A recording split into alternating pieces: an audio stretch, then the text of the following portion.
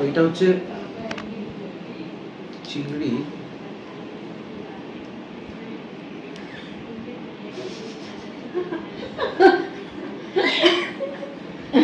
তো চিংড়ি ছাড়াতে গিয়ে অবস্থা হলো দেখুন, চশমা ফশমা পুরো একদম। এনিওয়ে, তো রককেই দিয়ে এটা। আমি একটু ওয়াশরুম থেকে ধুয়ে আসি, চশমা ফশমা পুরো চিংড়ির মালাইকারিতে পুরো একদম মাখুমায় হয়ে গেছে। সো আমাদের ডেজার্ট চলে এসেছে। রাজভোগ, এটা মিষ্টি দই, এটা নলেন গুড়ের আইসক্রিম। রাজভোগ, মিষ্টি দই, নলেন গুড়ের আইসক্রিম, পান।